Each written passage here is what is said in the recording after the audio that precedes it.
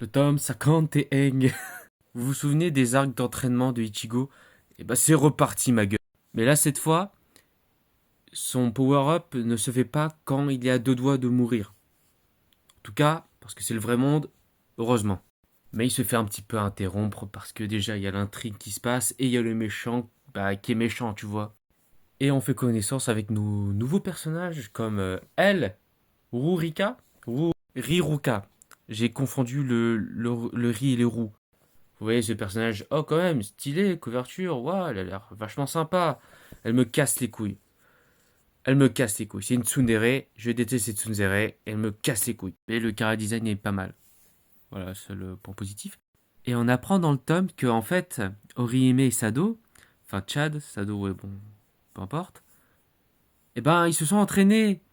Et ne sont pas des petites merdes qui vont rester là à côté de Ichigo en train de se battre, mais ils vont essayer de se battre avec lui.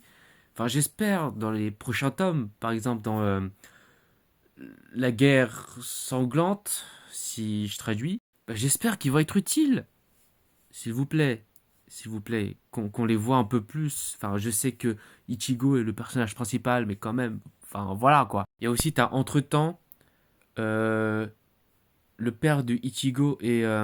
Putain, j'ai déjà oublié son nom. Urahara. Voilà, Urahara.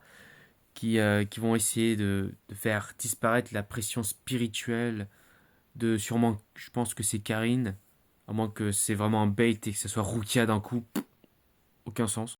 Je pense qu'ils veulent se mettre au pied d'égalité que Ichigo, sauf que bah Ichigo il reprend ses pouvoirs, du coup bah c'est un peu con, c'est un peu con. À moins que je me trompe. De toute façon c'est vraiment quelques pages, il n'y a aucun contexte, donc bon je fais que des suppositions. Bien sûr je verrai ça plus tard et ne me spoilez pas, please. Par contre, il y en a dans les Fullbringers qui ont des pouvoirs quand même assez cheatés. Le mec avec la console, genre, tu peux mettre des gens dans ta console, créer un monde virtuel et faire ce que tu veux. Même les contrôler. Waouh! Ça, je trouve stylé. Et même le fait que Tite Kubo ait réfléchi à des pouvoirs et tout avec les Fullbringers, franchement, respect.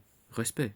Mais je viens de me rendre compte que, putain, Ichigo, il a tous les phénomènes du monde, en fait.